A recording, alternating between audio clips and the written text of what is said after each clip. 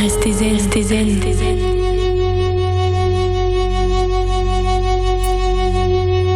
Avec Passeport Bien-être. Et bonjour tout le monde, il est 12h exactement et donc vous êtes en direct sur Radio Grand Lac 88 FM. Vous savez que vous pouvez nous suivre également sur le www.radiograndlac.com et donc nous sommes dans l'émission Passeport Bien-être et justement par rapport à ça, c'est vrai que le bien-être n'est pas forcément les spas, tout ce qu'on peut imaginer, donc tout ce qu'on a vu jusqu'à présent. Il y a aussi le sport. Donc moi j'ai une petite annonce à faire concernant la soirée du 7 mars à 20h au cinéma Victoria à Aix-les-Bains. Vous pouvez venir, c'est une entrée libre. Serge Duvernay Pré et Alain Escoffier vont nous présenter les nouvelles échappées blanches. Donc ça promet. On espère que vous serez nombreux à venir donc voir, puisqu'il y aura des dédicaces et puis donc ça paraît très très intéressant. Donc on vous attend très très nombreux le samedi 7 mars à 20h au cinéma Victoria Aix-les-Bains et je rappelle que l'entrée est libre. Donc ceci dit, aujourd'hui nous allons traiter le troisième et dernier volet avec René Faure, donc qui est hypnologue. Et Sophrologue, oui, bien sûr. J'en oublie sûrement parce que tu fais tellement de choses. Et présent dans les studios de France, voilà. de Radio Grand Lac. Voilà, donc bonjour René. Bonjour Claudine, bonjour à toutes et à tous. Donc aujourd'hui, on va surtout parler de métaphores, de René Faure. Vous voyez, si ça rime déjà pas, ça rime bien. Mais avant tout, il faudrait peut-être que tu nous rappelles la cohérence cardiaque. Oui, parce que la semaine dernière, on avait parlé de la respiration, la semaine d'avant de la gestion du stress et de cet outil hyper puissant qui est la cohérence cardiaque. Donc je rappelle le nombre, c'est 365, 3 fois par jour, durant 5 minutes, et 6 inspires de 5 secondes, 6 expires de 5 secondes, ce qui fait 1 minute, et ce qui fait les 5 minutes de cohérence cardiaque. Alors j'imagine que je vous dérange peut-être pas pendant que vous êtes en train de faire la cohérence cardiaque, quoique on l'a fait à peu près toutes les 3-4 heures. Tu avais dit avant le repas. Donc avant le repas, donc vous l'avez déjà fait. Non, et là maintenant pas. Vous êtes peut-être en train de commencer à déjeuner. Alors effectivement, on va parler des métaphores aujourd'hui. Des métaphores, ce sont des outils puissants qui ont le pouvoir de faire bouger nos résistances au changement. Alors qu'est-ce que c'est qu'une métaphore ? Une métaphore, ça désigne une chose par une autre qui lui ressemble ou qui partage avec elle une qualité essentielle. Mais attention, la métaphore, ce n'est pas une comparaison. La comparaison, elle affirme une similitude. Par exemple, la lune ressemble à une faucille. Tandis qu'une métaphore laisse deviner les choses, comme par exemple quand Victor Hugo écrit « Cette faucille d'or dans le champ des étoiles ». Voilà. C'est pas mal. Et donc, on avait vu la semaine dernière que le souffle, c'était la vie. Et là, aujourd'hui, on va voir que la vie, c'est aussi comme une tasse de café. Oh, quelle belle image. C'est la première métaphore.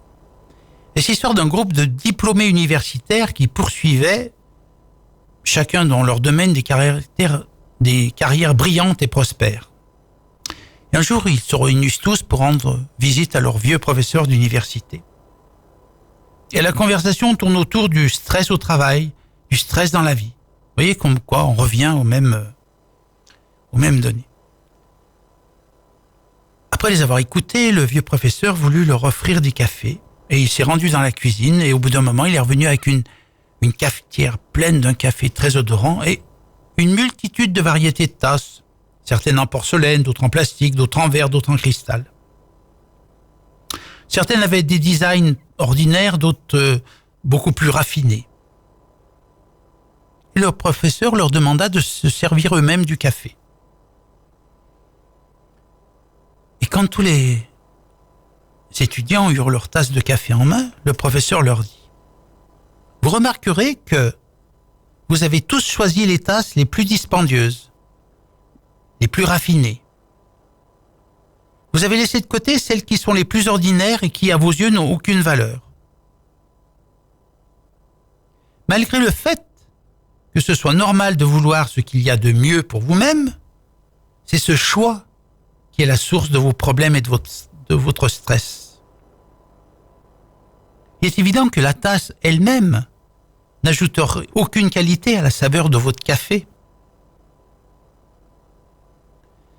En général, c'est une dépense dispendieuse inutile et dans d'autres cas, cela cache ce que l'on boit.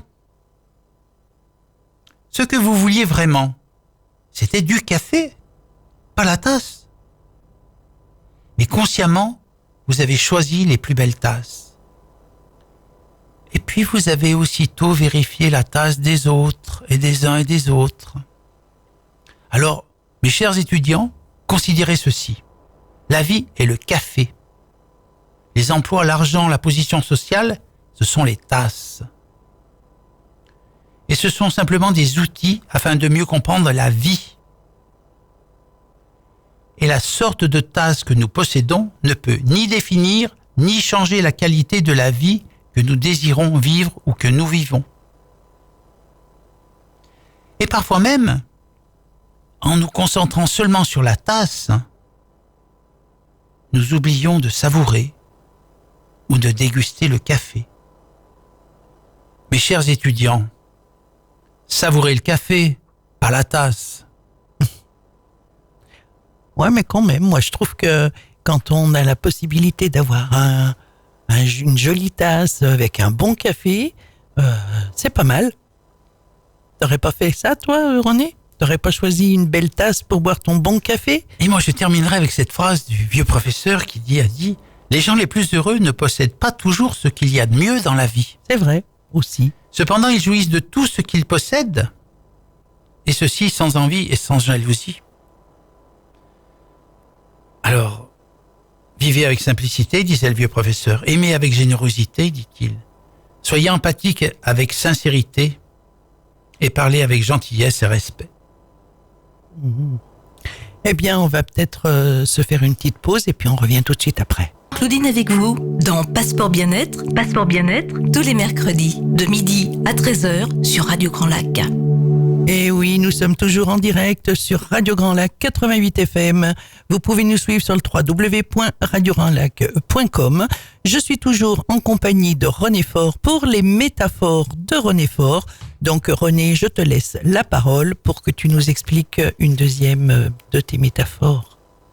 Et oui, et nous allons toujours rester avec ce vieux professeur d'université qui est là et qui, après avoir dégusté un excellent café avec ses étudiants, les invita à se rassembler autour de lui. Et c'est alors que il sortit de sa poche un billet de 100 €. Et il demanda à ses étudiants « Qui veut avoir ce billet ?» Alors les étudiants ont tous levé la main. « Moi, je veux bien. » Alors le vieux professeur dit « Écoutez bien. Je vais donner ce billet de 100 € à l'un d'entre vous. Mais avant, laissez-moi faire quelque chose. » Il chiffonna ce billet avec force dans ses mains, complètement chiffonné. Et il leur dit, est-ce que vous voulez toujours ce billet ? Oui, bien sûr. Les étudiants levaient leurs mains. 100 € quand on est étudiant, c'est quand même intéressant. D'accord, dit-il. Et que se passe-t-il si je fais ça ? Et à ce moment-là, il mit le billet par terre, il le froissa, il jeta pieds joints dessus, il mit de la poussière, vraiment un billet tout sale, le plus sale possible. Et ensuite, il demanda, mais qui veut ce billet maintenant ?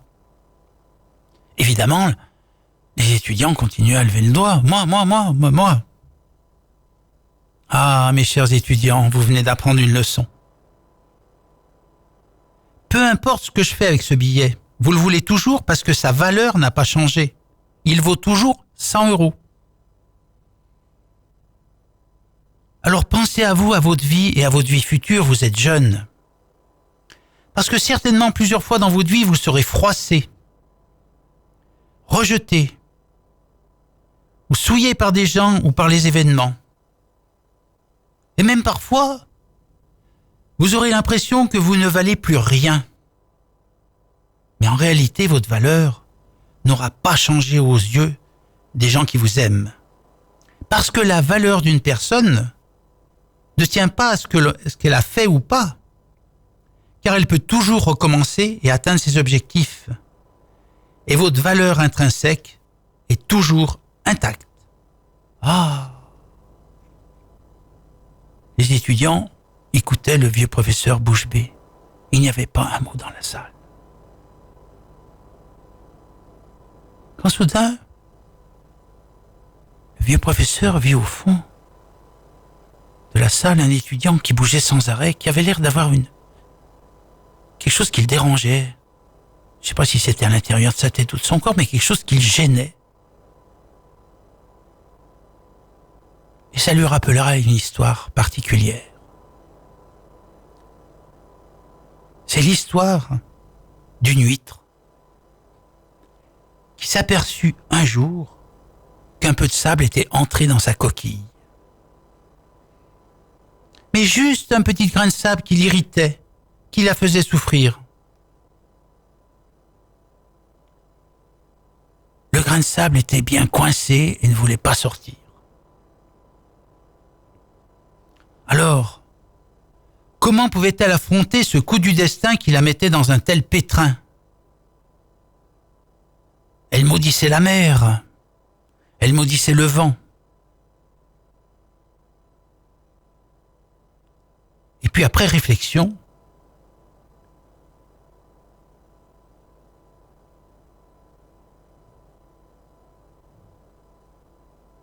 elle prit une décision. Elle a réfléchi très longtemps, dans le silence. Mais puisque je ne peux pas retirer le grain de sable, se dit-elle, je vais plutôt l'améliorer. Alors, au fil des années, le corps étranger, ce petit grain de sable, fut recouvert de couches concentriques de carbonate de calcium qui cristallisaient sous forme de nacre pour former une belle perle. Les années passèrent, et lui termina ses jours, comme tous ses congénères, dans une assiette, avec un jus de citron un jour de fête. Mais lui, le petit grain de sable, qui à ses débuts était si lourd fardeau, était maintenant devenu une perle magnifique. N'est-ce pas formidable ce qu'une huître peut faire avec un si petit grain de sable? Une huître qui n'a jamais été irritée par un grain de sable ne produit pas de perles. Car la perle, c'est sa blessure cicatrisée.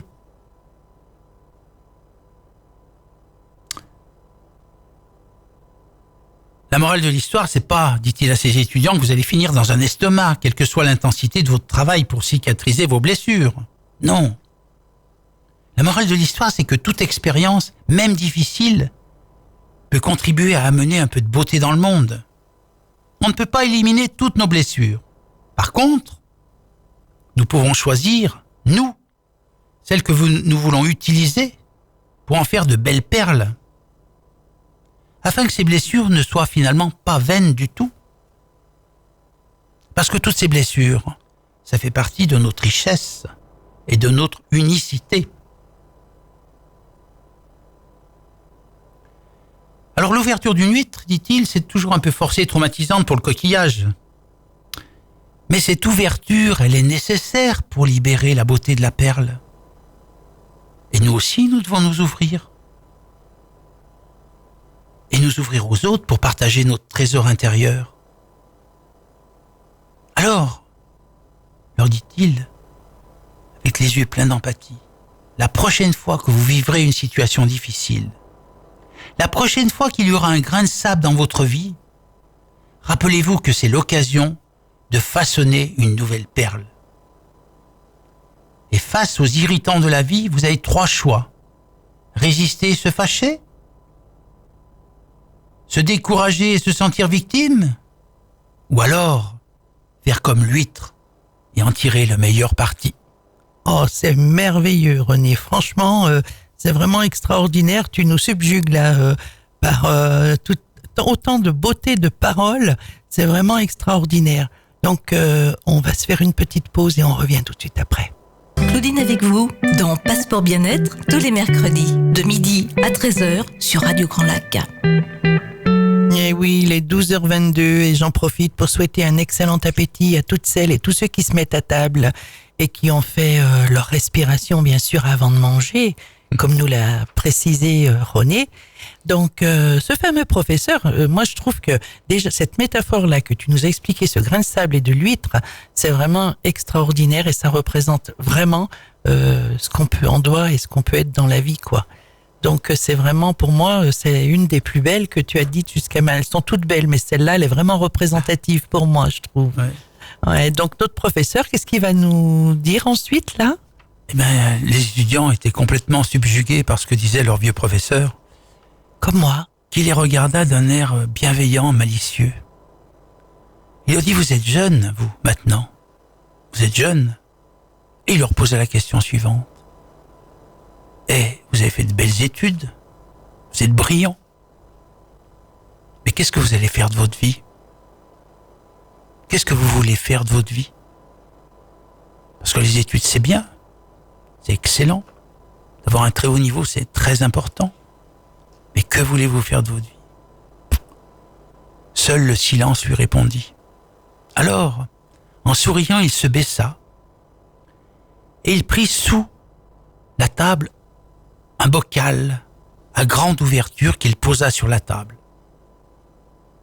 Ensuite, il sortit de je ne sais où une douzaine de pierres grosses comme le poing. Il les plaça soigneusement une à une dans le bocal. Quand celui-ci fut rempli jusqu'au bord, il demanda « Ce bocal est-il plein ?» Tout le monde dit « Bah oui, il est plein. » Alors, il sortit de sous la table un seau de gravier qu'il versa dans le bocal. Il secoua un petit peu le bocal et tous les petits gravillons tombèrent dans tous les interstices entre les pierres. Et en souriant, il regarda les étudiants et leur demanda « Et maintenant, est-il plein ce bocal ?» Bah, peut-être pas, peut-être que oui. Les étudiants ne savaient plus trop que dire. Bon, alors il sortit un seau de sable et le versa. Et le sable, évidemment, passa en tous les interstices laissés par les pierres et les graviers. Et de nouveau, il demanda « Alors maintenant, ce bocal est-il plein ?» Les étudiants se méfiaient un peu. Face à ce vieux professeur malicieux, malicieux humide, dire « Non, non, non, non, non, non, non. »« Bien, dit-il. » Et il sortit une carafe d'eau qu'il versa dans le bocal. Quand il eut versé l'eau jusqu'au ras-bord, il demanda au groupe « Alors, à quoi sert cette expérience ?» Il y en a qui dit « Écoutez, ça veut dire que si on travaille dur, on peut toujours en faire un peu plus, un peu plus, un peu plus, un peu plus. » Ah, dit le professeur, c'est votre opinion à vous, jeune homme. Mais en vérité, cette histoire illustre toute autre chose. Elle veut dire que si vous ne mettez pas d'abord les grosses pierres, vous ne pourrez pas les mettre du tout. Si le sable est mis en premier, il n'y aura pas de place pour rien d'autre. Et quelles sont les grosses pierres de votre vie? Du temps passé avec ceux que vous aimez? Une cause? Accompagner des gens? Le projet que vous voulez réaliser? Votre formation? Votre compte en banque? Demandez-vous quelles sont les grosses pierres de votre vie professionnelle et personnelle. Et puis remplissez le bocal avec ces grosses pierres. Rappelez-vous toujours, mes chers étudiants, rappelez-vous toujours que si vous ne mettez pas en premier ces grosses pierres, vous ne les mettrez jamais, elles ne tiendront pas du tout. Oh là là! Les étudiants se disaient qu'ils passaient un moment merveilleux avec ce vieux professeur. Ils avaient les yeux complètement écarquillés, ils avaient des très hauts niveaux de culture, mais entendre ça, avec toute l'empathie, toute la bienveillance de leur professeur qui leur a parlé de ça, c'était tellement vrai, c'était tellement la vie de tous les jours, la vie quotidienne. Parfois on croit des choses ou d'autres on n'en croit pas. Puis des fois, les croyances qu'on a nous amènent à une certaine attitude. C'est alors que le professeur, sortit de quelque part dans sa mémoire une légende du Moyen-Âge qui raconte qu'un riche bourgeois fut arrêté par son seigneur et enfermé dans le donjon du château.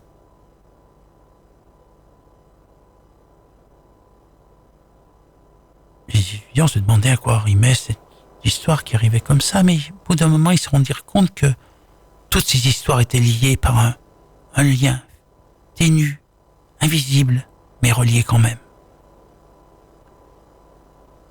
Et ce riche bourgeois fut conduit au bas d'un escalier très profond par un geôlier à l'air féroce qui portait une énorme clé.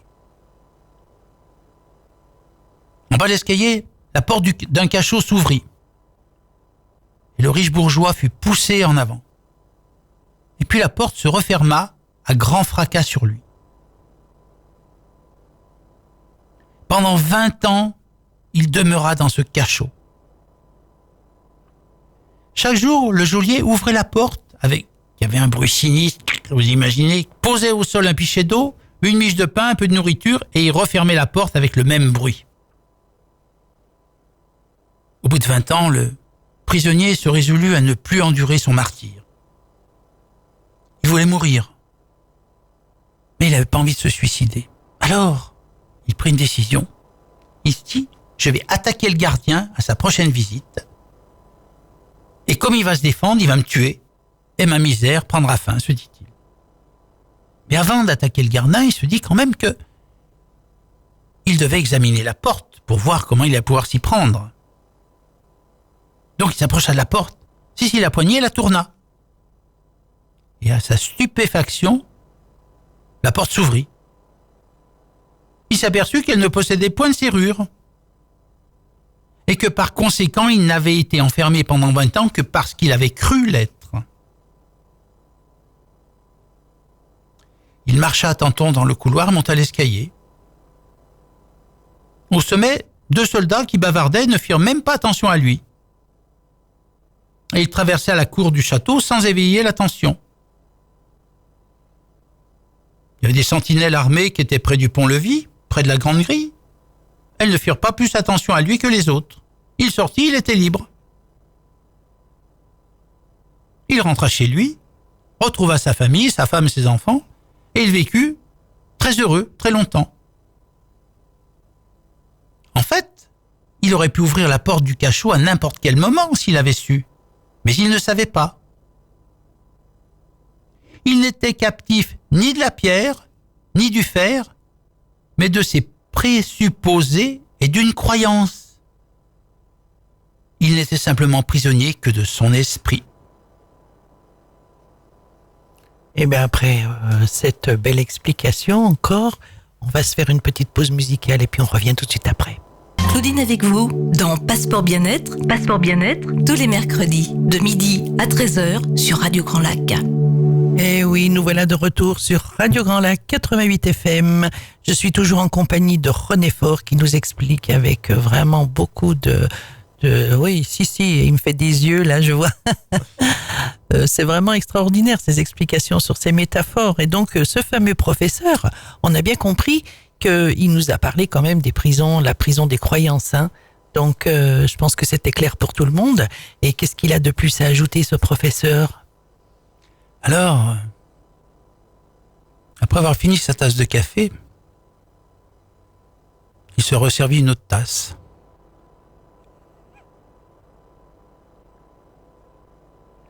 Et il dit... Il me fait rire. Mais oui. Ça, c'est René. Hein. Il se resservit une autre tasse sans sucre. Et je dis, rappelez-vous ce que je vous ai dit tout à l'heure. J'ai dit que votre valeur intrinsèque ne change pas. Vous pouvez être dans la vie, être malmené, froissé, rejeté. Et ça me fait penser à l'histoire où le jour où le Bouddha s'est fait insulter. Un jour, dans la foule qui était venue l'écouter, se trouve un homme que la sainteté de Bouddha exaspérait. Alors, à l'adresse du Bouddha, il hurla des insultes, mais vraiment de belles insultes. Je peux pas les répéter ici, mais quand même. Et finalement, il est parti fulminant de colère. Et puis en longeant les rizières de son village, sa colère s'est apaisée. Et puis petit à petit, un profond sentiment de honte l'a envahi. Il pensait que, mais comment est-ce que j'ai pu me comporter ainsi? Comment? Alors, il décida de revenir au village et de demander pardon à Bouddha. Arrivant devant ce dernier, il s'est prosterné, il a demandé pardon pour la violence de ses propos. Pardon pour la violence de ses propos. Et Bouddha, débordant de compassion, l'a relevé et lui a expliqué qu'il n'a rien à pardonner. L'homme, très étonné, rappelle à Bouddha toutes les injures proférées. Et Bouddha lui dit simplement: « Que faites-vous si quelqu'un vous tend un objet dont vous n'avez pas usage ou que vous ne voulez pas ? » « Eh bien, je ne le prends pas, simplement, » répondit l'homme. « Que fait alors le donateur ?» s'enquiera Bouddha. « Eh bien, ma foi, il garde l'objet, » répondit l'homme. « C'est exactement ça. C'est sans doute pourquoi vous semblez souffrir des injures et des grossièretés que vous avez proférées à mon encontre. Quant à moi, rassurez-vous, je n'ai pas été accablé. Cette violence que vous donniez, il n'y avait personne pour la prendre, alors vous êtes reparti avec. » Effectivement, l'autre, en fait, n'a sur vous que le pouvoir que vous lui accordez. Ah. Toujours le grand silence. Et le vieux professeur se délecta d'une autre gorgée de café dans la tasse de son choix. Et cette histoire lui ramena une autre qui revenait à son esprit comme par enchantement. Chaque fois, ça revenait. À croire que dans chaque gorgée de café était cachée une métaphore. Heureusement, la cafetière était pleine. Ah! Et la suivante, je ne vous en donnerai pas le titre. Parce que si je vous donne le titre, vous comprendrez tout de suite. L'intérêt, justement, maintenant, je ne donnerai plus les titres. Vous chercherez vous-même le titre que vous voulez donner. Il était une fois une course de grenouilles, avec le but de cette course d'atteindre le sommet d'une haute tour. Il y avait un nombre énorme qui était venu pour les voir et les soutenir. La course débuta. En fait, tous les spectateurs riaient d'avance parce qu'ils pensaient que c'était impossible pour les grenouilles d'atteindre le sommet de la tour. Et tous les commentaires qu'on pouvait entendre, c'était simple, c'était « Quelle peine, elles n'y arriveront jamais, ouh, voilà, et tout ». Et toutes les grenouilles, en montant, en entendant ça, commençaient à douter d'elles-mêmes. Les spectateurs continuaient « Allez, arrêtez, vous y arriverez pas, oh, arrêtez ». Et par contre, les grenouilles, une à une, continuaient à monter, et puis certaines, petit à petit, acceptèrent leur défaite. Elles s'arrêtaient. Mais il y en a une qui continuait à monter, qui continuait à escalader. Et avec un énorme effort sur la fin, elle atteignit le sommet de la tour. Alors une des grenouilles qui avait renoncé s'approcha de la victorieuse pour lui demander « Comment t'as fait pour terminer la course ?» Et là, elle découvrit que la grenouille était sourde. Alors simplement, dit le vieux professeur, n'écoutez jamais les gens qui ont la fâcheuse habitude d'être négatifs. Parce qu'ils dérobent les meilleures aspirations de votre cœur. Pensez en termes positifs. Et restez toujours sourd à celui qui vous dit que vous ne pouvez pas réaliser vos buts ou vos rêves. Merveilleux. Alors ça, c'est une sacrée histoire. Ah oui. Et cette sacrée histoire enchaîne sur autre chose. Attendez, je reprends un peu de café. Oui, monsieur le professeur. Ah, c'est pas moi,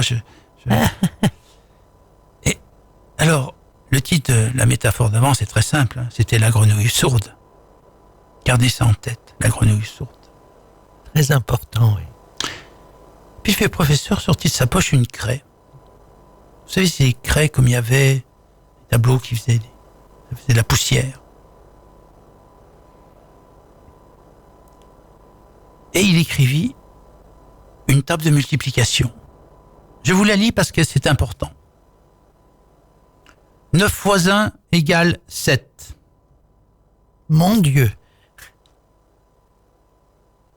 9 fois 1 égale 7. 9 fois 2 égale 18.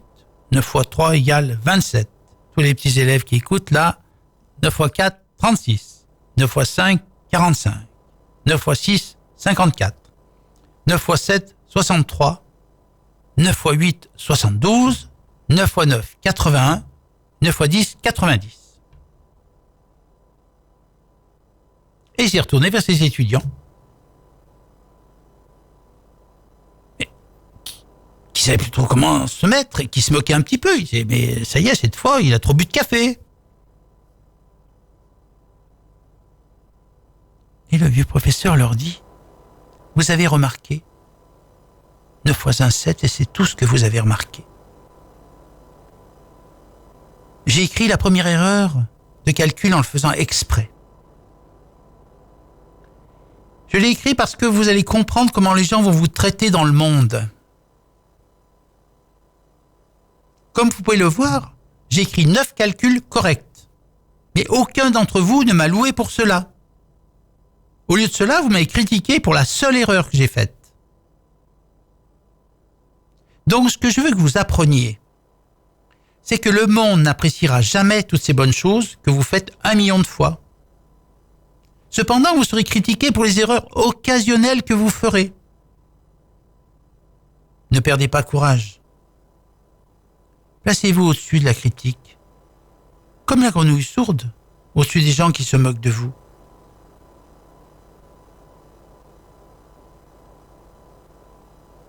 Et continuez votre vie. Organisez votre mental autrement. Associez à la critique et le compliment. Les deux peuvent être utiles. Et il s'assit pour reprendre une tasse de café. Ah oui. C'est vraiment vrai ce que tu dis là, hein. C'est vraiment extraordinaire. C'est vrai que c'est vachement difficile de faire abstraction justement de ce négatif, bien que effectivement c'est comme ça qu'on devrait être, et donc il faut s'éduquer dans ce sens-là. Donc on va revenir tout de suite après ça. Claudine avec vous dans Passeport Bien-être tous les mercredis de midi à 13h sur Radio Grand Lac. Et il est 12h47. Je souhaite un bon appétit à toutes celles et tous ceux qui se mettent à table un peu tardivement. Donc, je suis toujours en compagnie de René Faure qui nous explique avec vraiment beaucoup de passion les métaphores. Et donc, monsieur le professeur, je vous laisse la parole. Alors, ça y est, le café était très bon. Et le vieux professeur regarda ses élèves et leur dit, vous êtes jeunes et vous allez grandir. Vous allez encore évoluer dans votre vie. Mais serez-vous capable de grandir comme les homards, qui grandissent tout au long de leur vie? Ils ont une croissance permanente parce qu'ils ont la possibilité de se fabriquer à plusieurs reprises dans leur vie une nouvelle carapace. Et lorsqu'ils se sentent trop à l'étroit dans leur carapace, ils se réfugient sous un rocher, à l'abri des prédateurs, et ils effectuent leur mue. Il reste le temps nécessaire pour que cette nouvelle carapace puisse devenir aussi dure et aussi résistante que la précédente. Et puis, lorsqu'ils sont à l'aise dedans, ils ressortent. Jusqu'à ce que cette carapace devienne à son tour trop petite, inconfortable, voire douloureuse. Et ils recommencent, ils se cachent sous une pierre et ils changent de carapace. Et cette vie du homard nous apprend que toutes les transitions sont stimulées par les situations d'inconfort. Le stress ou l'anxiété, tiens, ça vous rappelle quelque chose que nous pouvons ressentir dans certaines périodes de vie peuvent être observées autrement que comme négatives, mais plutôt comme des matières utiles d'évoluer. Si vous êtes une sorte de homard, votre besoin de croissance sera probablement plus psychospirituel que physique. Et puis les émotions inconfortables et le stress, par exemple, ce sont des signaux qui vous informent aussi qu'il est temps de faire une mue de votre niveau de conscience pour alors réaliser des changements dans votre vie.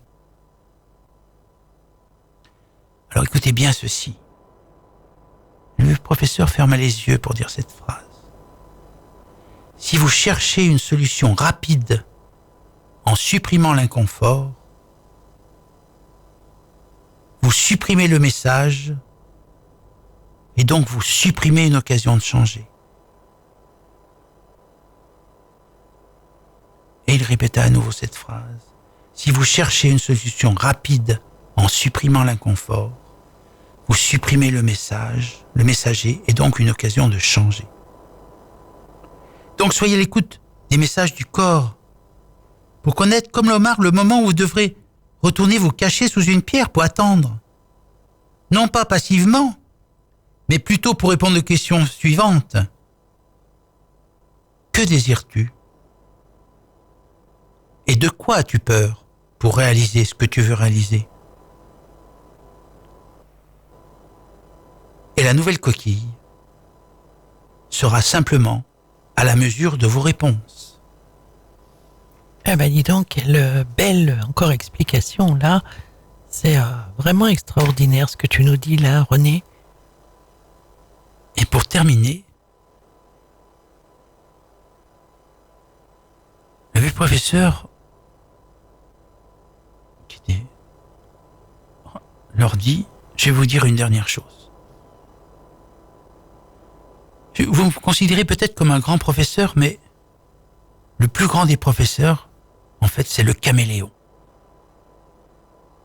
Regardez-le, le caméléon. Quand il prend une direction, il ne tourne jamais la tête. Il ne tourne jamais la tête. Faites comme lui.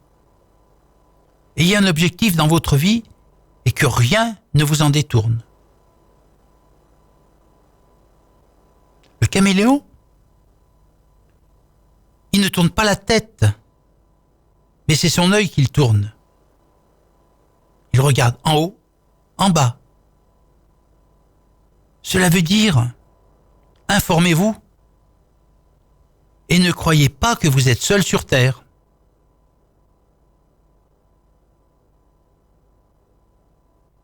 Quand il arrive dans un endroit, il prend la couleur du lieu. Et ce n'est pas de l'hypocrisie. C'est d'abord de la tolérance et puis du savoir-vivre. Se heurter les uns les autres n'arrange rien. Jamais rien n'a été construit dans la bagarre. Et il faut toujours chercher à comprendre l'autre. Parce que si nous existons, il faut admettre que l'autre existe.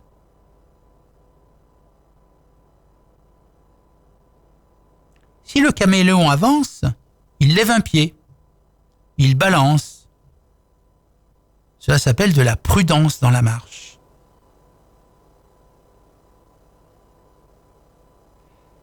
Pour se déplacer, il accroche sa queue. Ainsi, si ses pieds s'enfoncent, il reste suspendu. Cela s'appelle aussi assurer ses arrières. Ne soyez donc pas imprudent.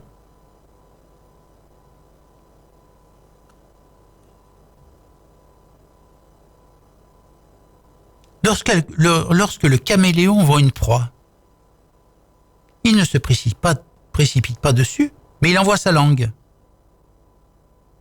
Si la langue peut lui ramener, il lui ramène. Sinon, il a toujours la possibilité de reprendre sa langue et d'éviter le mal.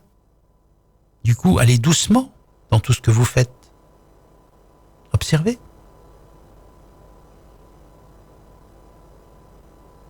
Si vous voulez faire une œuvre durable, soyez patient, soyez bons, soyez humains. Voilà. Et si vous vous trouvez dans la brousse,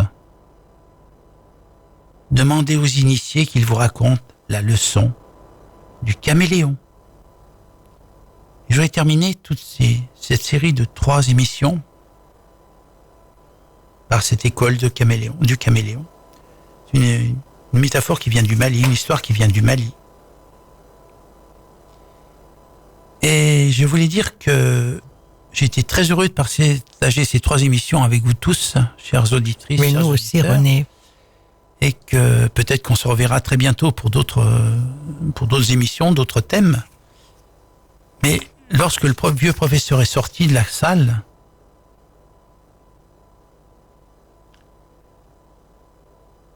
il est sorti sous les applaudissements de tous ses étudiants. Juste ça. Merveilleux. Donc, on va se faire une petite pause et puis on conclura tout à l'heure. Claudine avec vous dans Passeport Bien-être, tous les mercredis de midi à 13h sur Radio Grand Lac. Eh oui, il est déjà bientôt l'heure de nous séparer, mais à travers l'explication et toutes les métaphores de René Faure aujourd'hui, je pense que beaucoup d'entre nous avons pris quand même conscience et nous sommes remis quelque peu en question sur les valeurs de la vie et de ce que on peut faire pour améliorer notre existence et l'existence des autres. Donc c'était vraiment extraordinaire.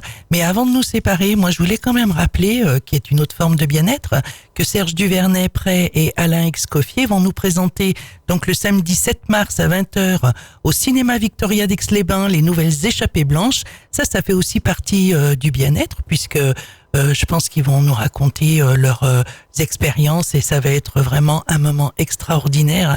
Donc moi j'ai été ravie d'être en présence de René Faure durant ces 3 émissions et puis donc moi je vous donne rendez-vous la semaine prochaine avec un autre invité que je ne vous dirai pas le nom aujourd'hui, vous le découvrirez la semaine prochaine et donc moi je te remercie René d'avoir pris du temps pour nous, pour Radio Grand Lac et venir nous expliquer toutes ces belles choses que tu nous as fait, que tu nous as expliqué, que tu nous as fait découvrir surtout durant ces 3 émissions-là.